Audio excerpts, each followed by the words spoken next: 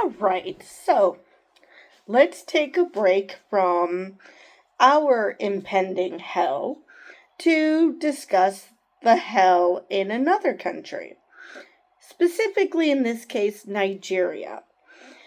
And an article titled LGBTQ plus Nigerians are living at the mercy of mob justice. Yeah, it sounds horrible. All right, so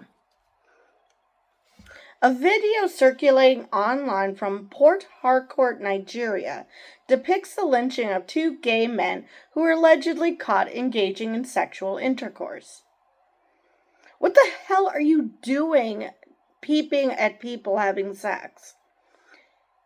Because I highly doubt, considering the environment in Nigeria, that they were having sex in public.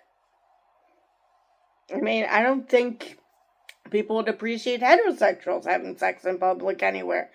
So definitely not gay people having sex. No. You had to be peeping. The men were stripped down to their underwear and forced to hold hands while being paraded in the streets. They were covered in bruises and blood.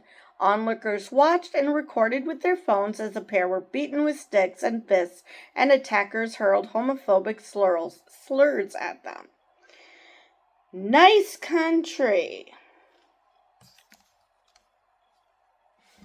An elderly man who witnessed the incident told LGBTQ Nation that mob attacks on queer people are common occurrences in Rumawara, a community in the city of Port Harcourt. We catch homosexuals all the time and teach them a lesson they won't forget. There are so many beautiful women in Nigeria, so I don't understand why a man would be looking at his fellow man. Last year we caught a man who plaited his hair and dressed as a woman. We took off his clothes. We saw his gubula, which is penis, confirmed he was a man, and we beat him up mercilessly. In fact, we almost killed him. The fact that he seems to have no problem saying that as if he's doing the world a favor is just horrifying. Now, I wish that this didn't need to be said, but obviously it does. Sexual orientation is a thing. These men aren't looking at men because they can't find a woman. They are looking at men because they are attracted to men. Not because of a lack of female companionship. They are just not interested in women. They are interested in men. I don't know why this is so hard for people to understand. This has nothing to do with availability of women. If that were the case, incels would all be gay. But that isn't the case. So, why is it? I just don't understand why it's so hard to wrap your brain around the fact that not all men are interested in women. And this is going to blow this dipshit's mind, but not all women are interested in men. There are plenty of women who are interested in other women. And then there are people who, like me, are interested in neither. Because I'm asexual. I just don't understand why this is so hard to understand. Seriously. You're basically telling me that if you were stuck on a deserted island, stranded with only men, no women, that you would turn gay. That is literally what you are saying.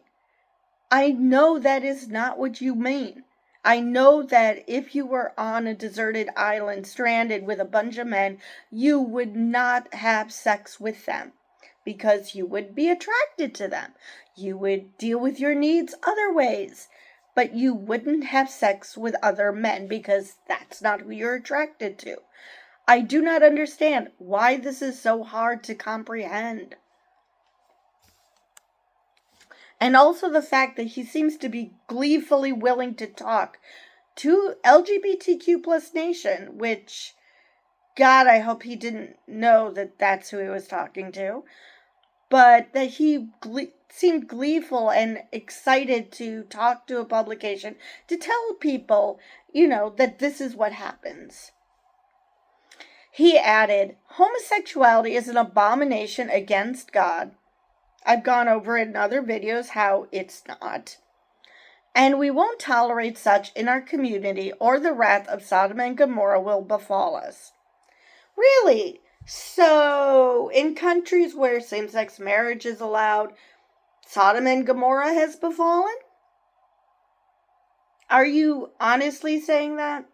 Because, again, like I pointed out, that is not what the Bible says. And I don't know why places like Nigeria who claim to want to throw off the yoke of colonialism, adhere to colonial laws and colonial religion. Just does not make sense to me at all. Shortly after the incident, Meta's oversight board called out Facebook and Instagram for failing to take down a similar video posted in December of two gay men in Nigeria who were beaten and tied up. The video garnered over 3.6 million views between December 2023 and February 2024, despite being reported by 92 users for violence, incitement, and hate speech. 3 human reviewers concluded that it did not violate any community standards and should remain on Facebook. Are you kidding me? How the hell was that considered okay? Seriously, were all these 3 people anti-gay or something? Seriously, how did anybody watch those videos and say, nope, doesn't violate anything?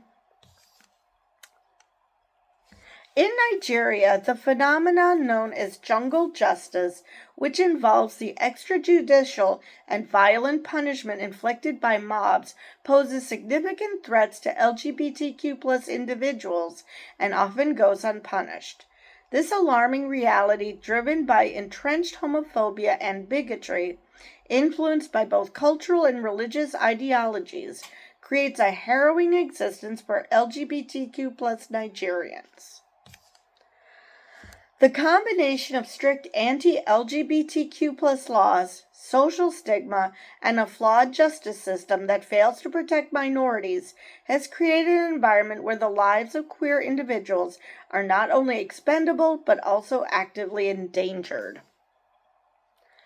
Nigerian societies are strictly conservative, and a large majority of Nigerians hold highly negative and bigoted views of LGBTQ+ people. Same-sex relations can result in 14 years imprisonment under the 2014 Same-Sex Marriage Prohibition Act, or SSMPA. Meanwhile, some northern states that are predominantly Muslim practice Sharia law and punish homosexuality with a death sentence. How nice. Queer individuals were already discriminated against in Nigeria, but when former President Goodluck Jonathan signed SSMPA in 2014, the plight of the LGBTQ+ community worsened significantly. The law, which criminalizes not only same-sex unions, but also LGBTQ+ advocacy, emboldened anti-LGBTQ+ sentiments and gave legal backing to violence. After the law was passed, Nigeria saw a staggering surge in violence and mob attacks against LGBTQ+ individuals that stretched over the next 6 years. Jungle justice, often characterized by severe beatings, public humiliation, and executions, became a common form of punishment for suspected LGBTQ+ individuals. Homophobic mobs typically operate without fear of legal repercussions, knowing that the public is on their side. In fact, a 2019 Pew Research survey found that 87% of Nigerians are against gay rights. These mob attacks are often perceived not as crimes, but as acts of moral policing, methods for the community to cleanse itself of perceived corruption. If you want to deal with corruption, you might want to deal with your own government instead of people who are just dealing with their lives, because two consenting adults are not corrupting anyone. And this idea of policing morality, even if this was a moral question, which it's not, but policing morality is a dangerous proposition, because even amongst religious people, what's one person might consider moral, another person would consider not to be either immoral or amoral. So as long as you're not hurting anybody else, and they're not, they're just living their lives, I mean, it's just stupid. A month after the bill was signed, two men accused of having a relationship were dragged by a mob to the town square in Gombe State, northern Nigeria, where they were publicly beaten and stoned to death. Simply for loving each other. I mean, just think about the irony. You're attacking two people for being in love. How messed up is that? Communities started organizing mobs in what was believed to be cleansing rituals to rid their communities of gay people. Their targets were mostly effeminate men, because in Africa, effeminacy is often associated with homosexuality. It's a common stereotype outside of Africa, too. And unmarried men in their mid-30s to 50s. Wow.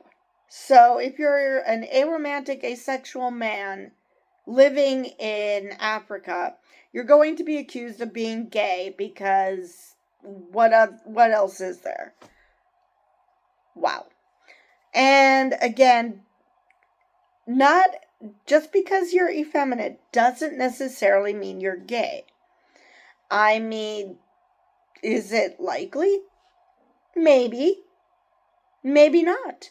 I mean, what do you consider to be effeminate? Because some people might think that, let's use the example of Ezra Tuaolu, who is a former NFL player, who also happens to be gay. And he's got a trained voice. What, are you going to peg him as gay? Are all opera singers, male opera singers, gay because they sing opera? Seriously, what makes someone effeminate to the point that they must be gay? I mean, most women don't just have girly traits, whatever that means. And men don't necessarily only have butch traits. So seriously, how do you even decide this? Anyway, in one well-known tragedy, 14 young men were dragged from their beds by a mob wielding wooden clubs and iron bars. 4 boys who managed to escape the lynching ran to a police station, but were assaulted by the police officers, who handed them back to the mob. You've got to be kidding me. I mean, this is painting Nigeria in a horrible, horrible light. And I know that not all Nigerians are like this. I just cannot believe that the entire country are filled with homophobic assholes. This form of violence became increasingly normalized over the next several years. Philip, a gay man living in Lagos, told LGBTQ Nation he escaped a near-death experience in 2021 when he traveled to the eastern part of Nigeria to visit a friend. I've always read stories of gay people who had been lynched in Nigeria, but I never in a million years thought I'd be a victim myself. Being an effeminate man in Nigeria has always been quite a difficult experience, but I grew up in a rich neighborhood and attended private schools, so I never experienced violent confrontations. Philip was in his final year in college when he traveled to Enugu to see a friend, Sam. He was attacked by a mob who barged into Sam's apartment while they were making dinner. The perpetrators accused Philip of being Sam's lover. They dragged them outside and savagely beat them up. So now men cannot be friends with men because apparently that's gay. Are you kidding me? And okay, they were making dinner. Have you never heard of roommates? Seriously. So it's gay to now be friends with men. Now, I'm not saying that this wasn't a case where Sam and Philip were in a relationship. So far, it's not clear. But just think about it. You see two men together and you are so full of hate and fear, because fear leads to hate, that you assume that they must be gay as opposed to two friends. Seriously, how do these people differentiate between two friends and two gay men? Because even if they were both gay, that doesn't mean that they're in a relationship. Because gay men aren't just in relationships constantly. I mean, it's just like heterosexual men. Just because you are seen with a woman doesn't mean you're having sex with her. Or maybe in Africa, that is the thing. Men and women can't possibly be friends. But considering this guy is from a rich neighborhood in Lagos, I'm going to say that no, not all Nigerians think like that. I remember being surrounded by multiple men and getting punched in the eye before someone hit me on the head with a hard object. I don't really know how long it lasted, but we were bruised and bloodied all over when they were done. My entire face was swollen, and I could barely see a thing. One man came back and started hitting Sam with a stick when he tried standing up, but was restrained by the women there, who I guess eventually pitied our condition. We were ordered to leave the neighborhood or they would kill us. Despite the bodily injuries I sustained and the unimaginable pain I felt all over my body, my friend and I managed to leave, abandoning all our belongings. Luckily, a friend of Sam's came to their aid. She took them to a hospital where doctors refused to treat their injuries without a police report, so they had their wounds treated at a private clinic. Sam was admitted to the hospital next day after learning he had internal injuries. Philip got multiple stitches, including on his face, and a cast for his broken arm. Well, it's nice to know that at least, even in this neighborhood, there are people who aren't assholes. Another man, Kenneth, lost his boyfriend Mike in 2020 when an unknown driver intentionally ran him down for being effeminate. Again, not that I really wish this, but a part of me is like, I really hope that they attack a straight man.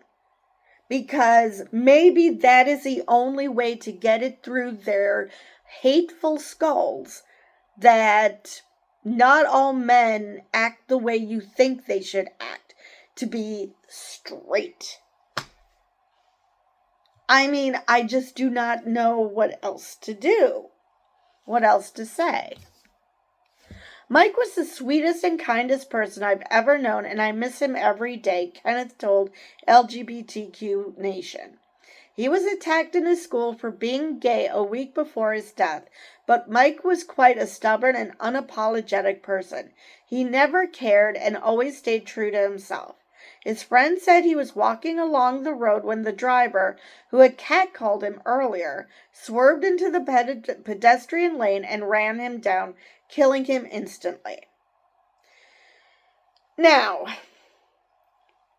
considering that little tidbit of information, was it because he was effeminate, or was it because this guy was not given the time of day and decided to kill him for that insolence? And then he just told the police that he was effeminate to protect himself. Kenneth said it still hurts him to this day that he can't get justice for Mike. Homophobia in Nigeria and many other African nations is closely linked to religious fundamentalism and cultural norms. No shit. Religious leaders frequently preach against LGBTQ+ rights, portraying them as morally and spiritually wrong. This rhetoric fuels harmful ideologies and reinforces negative attitudes toward LGBTQ+ individuals, fostering beliefs that they deserve punishment, which triggers the mob attacks. It's just horrible. And even if you do think that they're morally and spiritually wrong, okay, fine. Is anyone forcing you to be gay? Is anyone trying to corrupt you? No. So let the people who have been corrupted be, because again, it's not a choice. It's not a corruptible act. It is just two men who happen to be attracted to other men. African societies are also traditionally organized around the preservation of family units and adherence to culturally defined gender roles. LGBTQ+ individuals challenge these norms, which demand they marry and have children. LGBTQ+ people are thus viewed as neglecting their responsibilities. So that might be another reason why people hate the community. Not just because of fear, but also being pissed off that there are people in the society who basically they're jealous that they felt forced to adhere to society, adhere to this idea of getting married and having kids when you probably don't really want that, and just find someone that you're going to settle for and go through this life and be miserable. And here are these other people who aren't doing that. I mean, I swear that's what happens with asexuals, that people who hate asexuals hate them not because they just can't wrap their mind around not about there being people who aren't interested in romance and or sex, but that here are these people who did what society told them they had to do, and then they see other people who aren't doing that, and they feel